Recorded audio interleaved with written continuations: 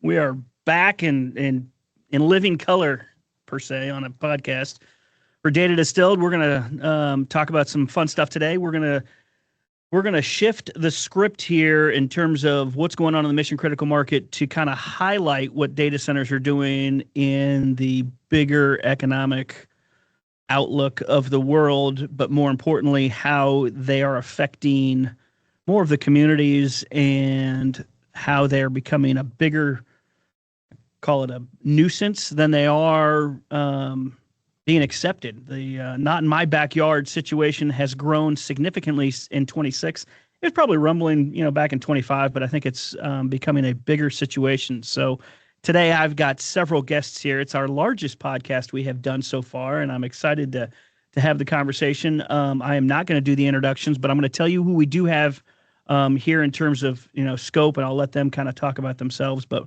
we have an array of engineers, operators, as well as some real estate and or finance individuals to talk about how data centers are playing out in our communities. So I'm going to start with John and let you work around the room and introduce yourself. So appreciate y'all coming. All right. Thanks, Chris. So my name's John Hooger. I am our Director of Construction Operations. Been living in this data center world now for 8 years, seeing a wide array of how things have progressed, whether it be small colo operators, kind of the edge providers, as well as here more recently, a lot of our hyperscalers. So happy to be here today and talk about how they engage with their local communities to move projects forward. Hey everyone, Chris Hermick here with J. Dunn Capital Partners. J. Dunn Capital is the investment arm of J. Dunn Construction. Been with the company 18 years, but been several years over the investment side. And so we place, various investments in real estate deals that we build. And so we've been a lot more immersed in the data center space the last couple of years, of course, drafting off what the company is doing as a whole. I am Joe Schultz. Been at J. Dunn for 17 years. Grew up through project management in our mission critical group. Got started, just thought data centers sounded like something cool to build, something like a machine. And now I'm a client program lead. So I focus on helping our teams understand our clients' values. And last but not least, Mike Fernholz here, National MEP Director, Mechanical, Electrical, Plumbing, for those who don't know. Just a geeky engineer that found data centers 15 years ago and just love building them. I first also want to say thank you. I'm humbled and honored to finally make it on Data Distilled. This is a huge podcast, and I'm just glad to be here. So appreciate the accolades. I'm gonna go to Joe first because you said, hey, you got into data centers because it was cool. That's what we're here about to talk about now. That used to be the sentiment. Data centers were cool. That's what everybody was bringing them in. Let's go. Unknown. They were pretty unknown then, but I was like, that would be cool to see the inside of something like that. But why do you think that's changed in the recent years? Why do I think that Why do you think the communities what used to be saying, hey, we need to find a way to bring a data center or a big tech firm to our town because you get a label like a Meta or a Google or an AWS, it's going to just bring in the cash, is what they all thought. And now they would push for that. Now it's, you hear about it and there's going to be pushback. There's going to be, communities just pushing back and saying, nope, not in my backyard. Why do you think that's changed? I think for one, there's going to be a natural pendulum swing against something commanding so much attention, for one. And then the second, there's no doubt that there's a lot of questions out there regarding the consumption of natural resources, consumption of jobs, or replacement of all those things are starting to generate a lot of questions. And naturally, when anything takes that much attention on the news, you're gonna receive stories and pushback and everything like that. So, John, do you think that the industry's changed in its entirety to have that mind shift or that pendulum shift, or has there been anything that stands out to go, this is probably why they aren't, as welcomed as they used to? And do you have anything to respond on that? I think the challenge is that you see today, they're only heightened because it's becoming more and more prevalent, but they're not unique to the data center per se. I still think back on, we had a prison project, and our neighbors adjacent to us, because we're building prisons around a farm field, and the neighbor was really concerned about the light pollution that was being put out by our construction lights. So there's a lot of conversation of what was going to be like long term. I had the unfortunate responsibility to share with him that the construction light that he was looking at was going to pale in comparison to the 120-foot pole that we we're going to put up in the yard to make it look like daytime all day long. But those are some of the same things we're seeing these days. If it's more fear of the unknown. Another project here recently, it was just, what is it going to look like, right? So adjacent to us was a beautiful national cemetery, and they didn't want to detract from that by something that looked industrial. So it was a lot of conversation with the city of what type of landscaping would be put up, what would the spacing be held to where we're not detracting from something else by something that looks industrial. So through collaboration, transparency, and partnership, we ultimately landed on something that the city was thrilled with. And then they could talk about this corridor having this slew of the world's largest companies, and they could highlight that to get additional people into their community. But we couldn't get to that point until they could address the concern of, don't take away from this aspect by something that's far more industrial than what we're used to in this area. Yeah, I think it's still an industry that you could argue is emerging and still widely unknown. I mean, when we all started in this industry 15 to 20 years ago, you would tell people at a party that, like, hey, I'm Joe, I build data centers, and they're like, okay, whatever, okay, cool. I hope that's fun. Now, after this was during the Olympics a few months ago, I would let the Olympics roll through onto local news, which I don't normally watch, but the entire segment was about the local data centers in this city, several of which we're building. And it's like, this is consuming the whole news hour, these data centers. And so naturally people now know they exist, still know little about what's going on, what they consume, what they're here to serve for the American population. Like, those questions were still unanswered. Yeah, I think there's a lot more in my backyard stuff that didn't used to exist. I mean, we were there, but we were small. We were out of the way. Now it's like, hey, there's tax incentives that we're aware of. Hey, is this going to affect my power bill? There's things that are hitting people's every day that has given a lot of exposure to it. What do you have to say about the power bill? Because that is a big concern. My electricity bill is going to go up. Mike, what do you think of that? Is that a myth? Is that something that needs to be? It's not a myth. It's very real. I think that the companies are still working it out. They're still working on a lot of the kinks, but somebody's got to pay for all this infrastructure. And if the data center builders aren't going to fund it, it's going to have to come from somewhere else. But I also think that that's what the large load tariffs in these various states are trying to do, right? So they're passing these to take the brunt of the infrastructure costs and layer that onto the large load customer, basically. So you're telling me that the customers, the end user, is going to pay for that influx of a power surge? Yeah, the large majority. I mean, most things that I've heard and read have basically said and that's why they do 15 to 20 year contracts, but basically unless they would just abandon that infrastructure and that bill, 10, 12, 15 years later, and you leave them stranded with that capacity, really it should be paid for in the process of that. There's minimum monthly payments. There's just upfront, tariffs that are on it to basically pay for that upfront infrastructure. So I personally think that where the large load tariffs are placed, Evergy is a great example in our backyard, that the retail customer should not take nearly the hit that I think is being portrayed out there in the market. That's the only way I understand the economics of it. As a residential consumer, I now consume, when data centers come in consuming hundreds of megawatts, I now consume a much smaller share of the infrastructure than I did. Right. Is there truth that they're getting the customer themselves, not the end user, but the customer, the everyday Joe Schmo down the street? Are they not getting increased reliability on the grid as they get updated with this newer infrastructure?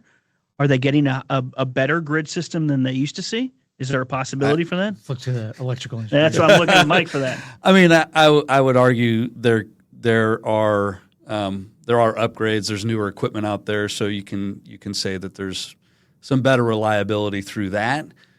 But that they're not going to go and replace a majority of the grid infrastructure that already exists. So, they're adding on. And to that point, some of these large providers, they could help themselves to some capacity, which when you go through extreme weather spikes and the grid is significantly impacted, certain jurisdictions do have agreements in place where these providers are putting power back onto the grid to help not only themselves, but as well as the communities they're within. But I don't know that those are things that people publicize, to where I think if they would, it could absolutely help counteract the NIMBY fears, because they are being a good neighbor, getting through some of those times of extreme weather. Almost like there's more ballast in the system. Yeah. Well, and then, I mean, Texas passed with the 75 megawatts that there's going to have to be a disconnect, that you'd go off the grid in an emergency situation. So, I think that's another move in the right direction towards, okay, we're not just going to suck all the power. We've got an emergency event, and then, none of the normal people that are living here don't get the power. So, I mean, those are steps in the right direction, but not every jurisdiction has that. I mean, if Houston froze, are we happy with today's infrastructure? I think it's outdated. I mean, I think it's outdated, just like a lot of the other infrastructure that was built, 50 years ago. Sticking with the utility conversations and back to the engineer, water. That's the other one that's a big driver in the not in my backyard situation. Is you're using all of our water. I'm even seeing clips of people saying, hey, this is what my water looks like, and I live next door to a data center. I think is completely false. But I would love to hear what you think the companies and or the industry is doing in terms of water consumption and or water conservation. That's a question I get a lot, and I think there's a little bit of there's some truth, but some misinformation. The customers, the data center builders, are listening, and they're changing their designs to be, non-evaporative. So, or adiabatic cooling. Those are some of the designs, but like the air-cooled chiller or the dry coolers. So I'm not evaporating water into the air to capture that cooling effect. Now, the challenge with that is the reason we did that in the first place is because it saved us energy on the cooling cost. So now I have to use more energy to cool my data center, but I get to use less water. So there's a give and take. Are all the data centers going to, non-evaporative cooling?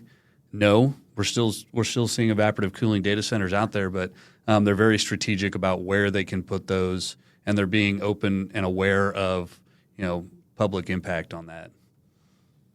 So when I started first looking at data center deals a couple years ago, it seemed like, especially learning from you all, that some of these would be 2 to 3 million gallons per day type campuses, and then it seems like over the last year, with the non-evaporative, shifting down to, I don't know, you guys tell me, but 100 or 200,000 gallons per day. It's gone substantially lower, and I don't think the communities or the market really understand that. And then you help me out here. Isn't there another level too? Even if it is 200 or 300,000 gallons per day, that's more about what's being cycled, not necessarily actually used, right? Because these are closed loop systems, and so they have to be replenished every quarter through maintenance. But it's not necessarily going into the river that day at 200,000 gallons, even then. On closed loop systems, it's very, very little water in, water out. Yeah. You fill it up, there's a big fill up cost, right? But once you're filled, you're filled. And you do cycle out to keep it clean, but it's the open loops that you have to keep replenishing. I think it's a substantial shift, but it just doesn't seem like the communities have really picked that up. Granted, not everybody's using them. Right. But it does seem like most deals I see nowadays that everyone's going towards the non-evaporative.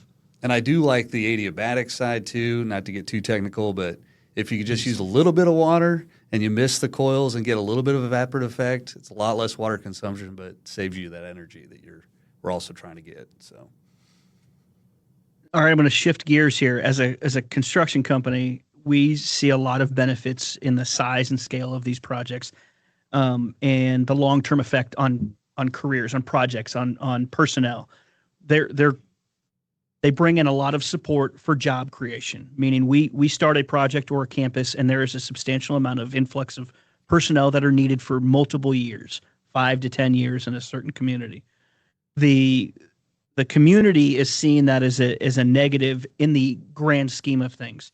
Sure, construction jobs are a temporary, fix on employment, which is great. And a lot of it is their concerns are you're bringing people from out of town, which makes a lot of sense. My question to you, John, is as an individual who's been in a community where we've seen the large scale project go for years and the influx of employment, that's great. Is there a halo effect to the construction side of it or the data center jobs at the end of it? And if we need to get into what I mean by the halo effect afterwards in terms of the careers or job creation there is, that they say data centers only create 50 to 100 jobs. Is that true? Or is there a myth to that? Because I think there's a lot more that's misunderstood in terms of what a data center brings to a community. Yeah, I think it's absolutely a myth in the sense of it only creates 50 to 60 roles per data center. When people think about that, they quote that metric. They're really referring to those that are out on the floor doing plug and play, kind of rack and roll, getting the data center functional. There's only a handful of individuals that are authorized to access that space, right? It's a highly secure environment. But there's a lot of other ancillary roles that go with that. There's logistics personnel, there's security personnel, there's typical Class A office personnel. And then you think about all the other markets that starts to impact, to where a lot of these clients, they understand the constraint that is placed on the labor market from a construction perspective. So they're investing in local trade schools. They're investing in local universities to continue to develop their workforce. They're working intentionally to develop the craft workforce that's creating roles and positions that expand far beyond just mission critical personnel. You think about one particular market, we've been there for 10 years now. And throughout that course of time, we've developed 500, 600, 700 electricians just through that work in place. Those electricians want to be in that market. They're not leaving town the second data centers dip. They're going to support healthcare and K through 12 and other industries that need that workforce. And you apply that across every other trade that's involved in these projects, it is absolutely a halo and a ripple effect that acts far beyond 50 to 60 individuals. Awesome. Chris, tell me what you're seeing in terms of development in the mission critical space. Coming from a background, you focused a lot of healthcare and multifamily is where we see a lot of our development tied to. Mission critical has become kind of an emerging market, as Joe mentioned earlier, still is. How is that affecting anything with the not in my backyard situation? Well, I mean, just across the board, we're seeing insane demand, lots of capital, obviously from Wall Street that have, set out. All these new data center platforms are getting stood up. I mean, there's a land grab, there's a power grab. I would say that, it seems like where we are today is like, 5 p.m. on Friday or Black Friday, basically, where the shelves are bare. And so it's very tough right now in terms of just what is able to be gotten done with these utilities, what's real. So there's just a lot of confusion in the market of, do you really have the power? It was like 3 or 4 years ago that you could get a letter from the utility that said you're going to get the power. And so nowadays you're not locked in until you've basically, signed in blood. So there's just a lot of question marks around the industry, but nevertheless, the demand is as high as I've ever seen it. And so really it just comes down to, how do you play? Are you willing to do the risk reward on the front end on these powered land deals? They get rolled up vertically into these ventures. A lot of Wall Street capital doesn't want to get in on the front end. And so we're seeing front end plays versus back end plays, because the back end plays are big money, big funds, and it's get out of the way at that point once a hyperscaler shows up to take a lease. Do the communities pushing back on not wanting these affect your decisions to go after any kind of situation? Yes, yeah. So I think everyone's drifting towards, I'll call it the more NIMBY friendly states. The Midwest has been that.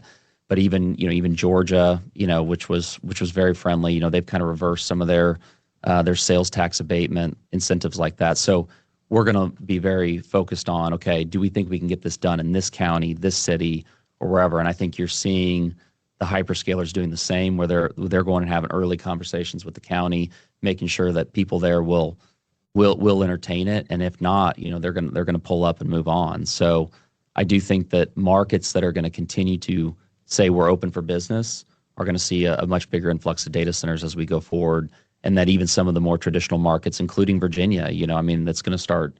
It seems like it's drying up a little bit because you can't shoehorn that many more data centers into those communities and expect everyone to be happy. Have you seen so when we started this business, there was a lot of like, we're going to go out to remote areas and go build data centers. And I think over the last, 5 years, they start to come more metro, which was great, because there's people. Mm-hmm. Are you, Chris, are you still seeing the interest in the metros, or are you seeing? I'm seeing a blend, and I'm seeing a resurgence back towards these infill, and maybe this, kind of where we're headed with the conversation, but maybe more these mid-sized capacity plays. It's what's left on the shelf, but it can still be an inferencing play next to lots of eyeballs. But we're still seeing the making of, or the continuation or the finishing of, that early investment in these large AI campuses in the middle of nowhere. I mean, they're definitely still brewing. People are still buying land. It's all the above. It's all the above. So even when you think that the AI campus piece is going to get shut off soon, it's still, they're finishing what they started at a minimum. Yeah, I throw that question to both of you now.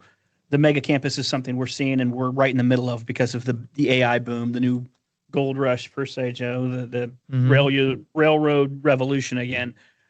Is that a constant? Is that going to be is that the new way, the new world organization? Is that the new way we should expect it, or is that going to shift here soon? And what should everybody, the public, expect to see in the next 24 months?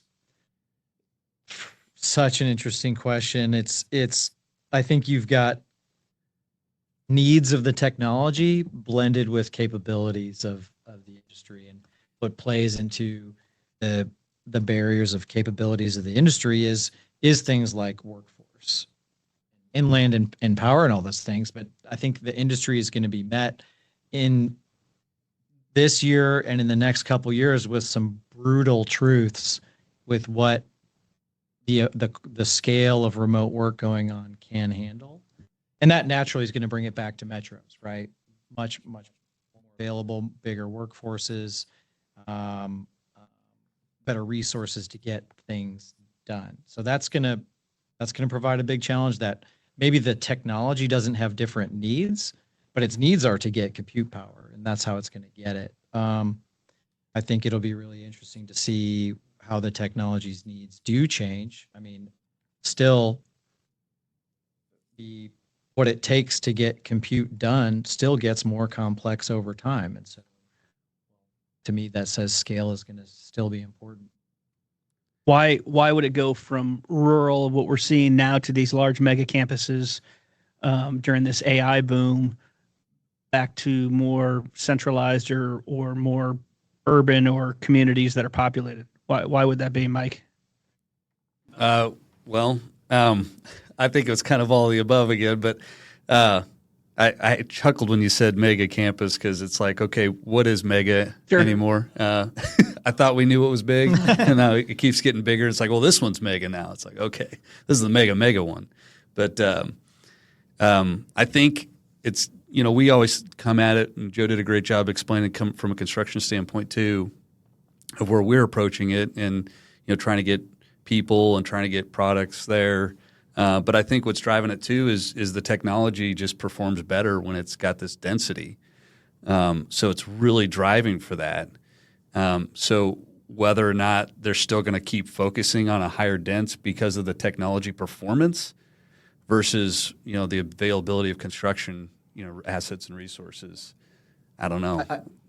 I can't think. I mean, when will machine learning be done? Can you finish it? In 2030, we're done. So let me shift that then. So when does latency become a problem or a concern with all of the machine learning they've done? When they deploy that, when does latency become the driver of the urban areas or the edge facility? Yeah, I think that you're going to see improvement. It's also like the reward, the incremental reward that you get might get depleted to where it's like, well, it doesn't make any more sense to keep going. But I think latency's going to be a big thing. I mean, I think there's a little bit of innovator's dilemma there of when is the public going to adopt solutions of artificial intelligence or automation or robotics such that it is the controlling piece to their safety. So for example, driverless cars, right? We have some of it, but still, I mean, it's got a long ways to go to broad adoption. But that's a thing where latency is going to be very important, that the inter-talk between a vehicle and a data center and vehicle to other vehicles is paramount. And so proximity trumps. That was kind of where I was heading. We keep hearing about all these NIMBY concerns. I can't help but think it is stemming from the fact that the community doesn't see how this facility is impacting their lives, how it's helping them.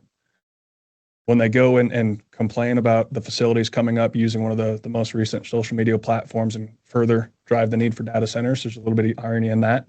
But when you think about the edge facility, if somebody sees a new hospital going up, they're not going to question why that's going in because they know how that's going to impact their life. To the point of embracing how does this technology truly improve their livelihood, whether it be the self-driving vehicles, whether it be an edge facility that further allows improvements in terms of agriculture, whether it helps a rural community hospital have better data analytics or robotic components when it comes to procedures. When they can see that connection to improving their lives, does that assuage some of the NIMBY concerns?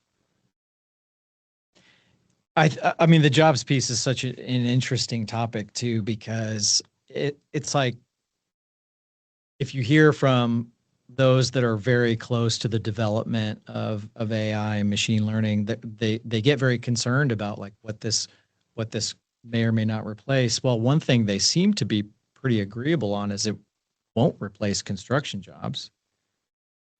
And so if I was in a rural community, I'd be very interested in that because that has the potential to bring lasting jobs to my city. So I think that's a big component that's really not being valued well to what it's worth, is lasting jobs that even build the technology itself. When you say lasting jobs, I mean, and also lasting tax revenue, at least for the next 20 years. I mean, I think that there's going to be, especially with autonomous farming, which would obviously tie to, low latency in these data centers. But I think as you go forward and you look at the revenue that these data centers can provide, I mean, it could save towns and counties in the middle of nowhere. So They don't necessarily want it coming in, but I think they'll be okay with their town still in their county having nicer facilities and be able to function at least for the next 20 years, let alone more if they were to re-up their leases. So I do think that's, I mean, if you think of, we're here in Kansas City, so towns in rural Kansas that have, they've got a school that's struggling to maintain itself. They've got restaurants that are closing. They've got, community centers that haven't been maintained or are dying. And I think this offers them an opportunity. And if you've got power and land, you've got a really unique opportunity to negotiate something very valuable to bring back some life in them. So, yeah, I mean, towns that were either on the railroad or were not on the railroad, back in the day. And I don't say it's a direct correlation, but, they thrived or they didn't thrive, right? And so some towns were created. So I think, you can have a data center, I don't say directly in your backyard, but associated with your community. I mean, I think there's just some staying power for the community as you go forward. I think that message just needs a lot more work. Just not getting out to the people. I mean, there was an article about people's Sam Altman's house getting shot or his data center. I can't remember which one, but it's his house. It was his house. Like people feel like they don't have a say in what's going on, and the message of why is not getting to them. All right, let's do that. Let's go down that path. This is Data Distilled. I just got up and got us all cocktails here. Yeah, now you want one, Chris. There you go. I'm a city planning commission individual. Sell to me the data center in your community from your perspective and your role. You each have unique roles in this company that are important to the overall development and life cycle of a data center. Sell me on why you think a data center is, one, good for the community, and two, should be built in your backyard. Start with you, John. We had one specific community that the building permits and the plan review permits for one data center was essentially funding the building department for that city for an entire year. That facilitates every other construction project that needs to happen for that city, whether it be infrastructure, residential, schools, anything. It funded the entire department for a year, just one building. So when you aggregate that, it's significantly helping that community move things forward in a lot of different avenues. You just can't make the connection to which project is doing it. I also think about my very first exposure to a data center project, which was 13, 14 years ago. The entire city had free Wi-Fi. Nobody understood why they had free Wi-Fi other than everybody that was in it, knowing that, the company building this data center is providing free Wi-Fi for every single person in this community. They just don't know why. And that creates that uncertainty of why is this happening? So I forget the figure in that same town, the figure that was donated to school districts every year. And that was a poorly known statistic by the community members. It was poorly known. And that's where it's, when you talk to these city officials, that's why they're all fighting for these people, these organizations, these businesses to come into their communities, because they see firsthand what is going to happen, what it's going to do to move them forward, because that veil of secrecy has been removed for them, because they've signed all the appropriate non-disclosure agreements. I think if they were to peel some of that back, some of that onion back for the community, they would embrace these things more, because again, they see why it's benefiting them. As a PX and a DCO, that's a great perspective. Shifting to you, Mr. Hermerick, as a developer in real estate development and opportunities to invest into these developments, how would you sell to the Planning Commission that these are valuable to their community? I mean, I'll go from the perspective of maybe more the metro areas, where I think that because the property taxes and all the funding, I mean, obviously that's the money, so that's what I think about is what the money does for the community. But I do think that as you get, again, more into the Internet of Things, more drones dropping packages off, more Waymos going around, as a city wanting to be a future city, having more compute, I think, puts you more on the map. And so the inferencing, the low latency, the ability to be more of a futurist type city, I think goes up with more bandwidth in the city, quite honestly. Joe, as a client lead and large program we have, how would you sell this? Well, so I mentioned at the beginning that it's really my job to make sure our teams understand our client. So I got to do the same here and answer it with a question.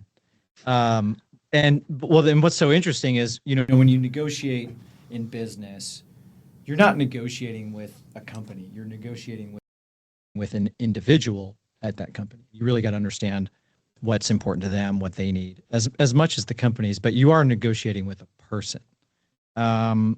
In these city council things, it's much more difficult to understand who you're negotiating with, because yes, you've got a city council member, but they're also wondering about getting elected the next time, and they've got to keep their folks happy. So then who are all the citizens then that you need to talk to? And so that's a much more complex thing than just business negotiation.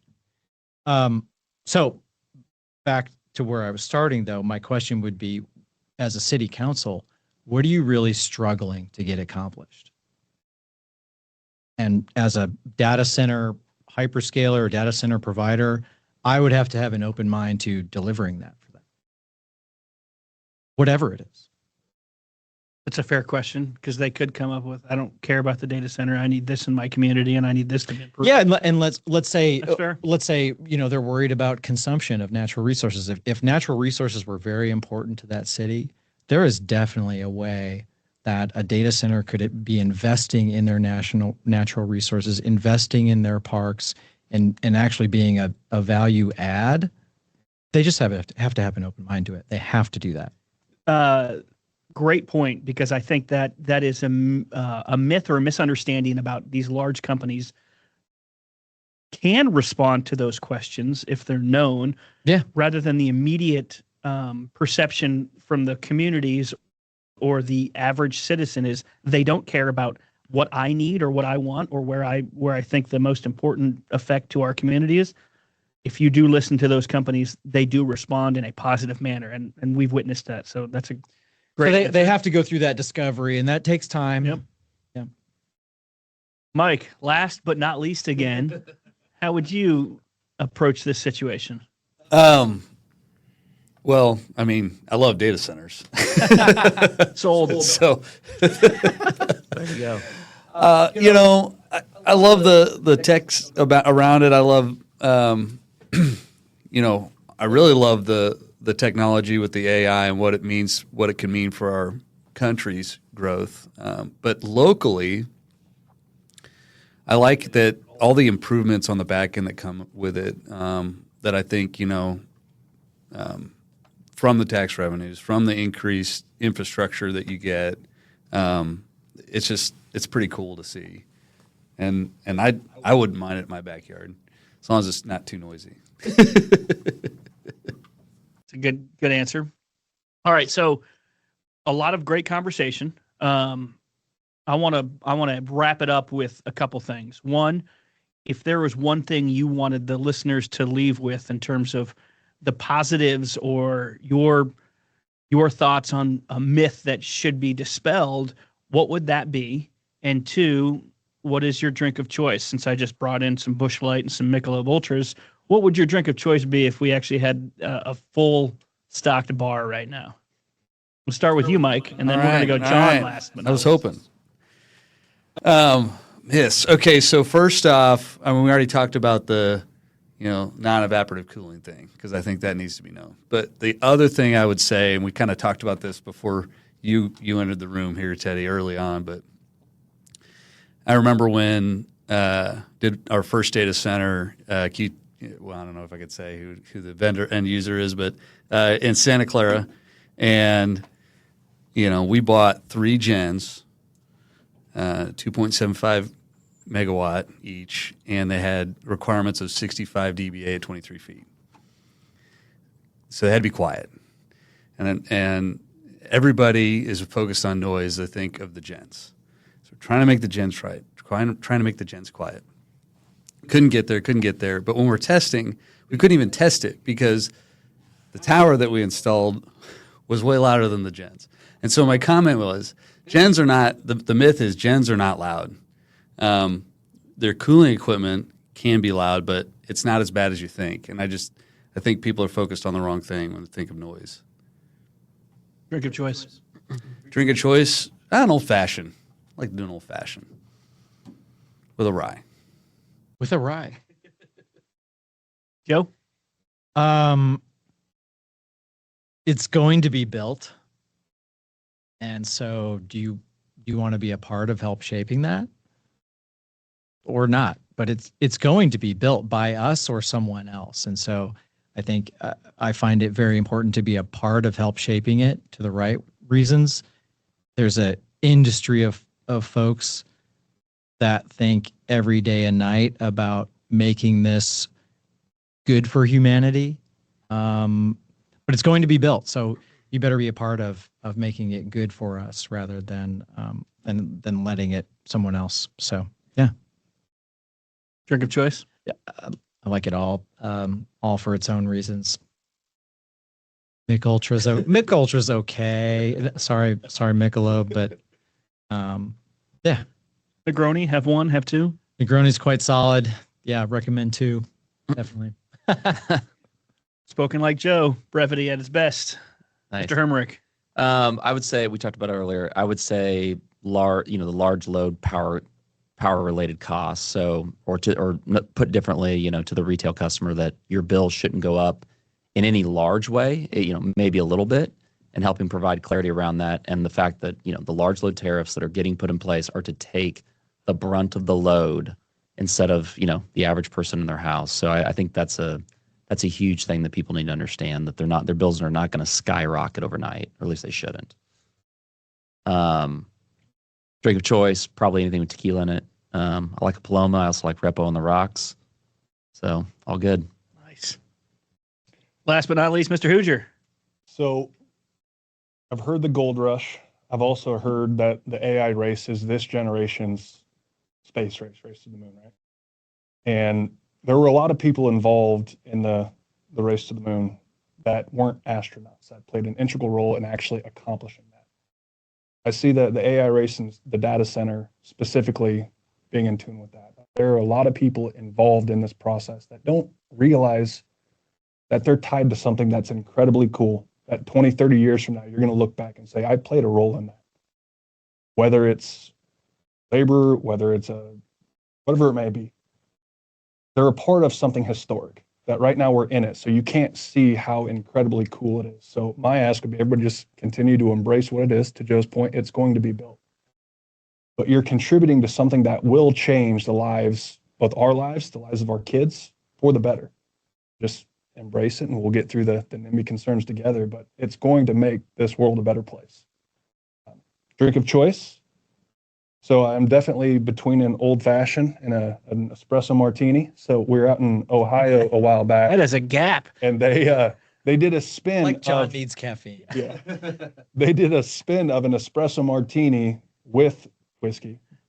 It's quite fantastic. So it kind of brought the two together. There you go. That's a great idea. All right. Well, you heard it from the best. Appreciate y'all listening. Hopefully it's dispelled some concerns individuals may have on whether or not a data center's a bad thing in your community. We surely don't think it is. And I think you heard some fantastic examples of why. I want to thank the guests. It was such a good time. We're going to finish our drinks and probably BS some more here. So hope you guys have a good rest of the day. Appreciate it.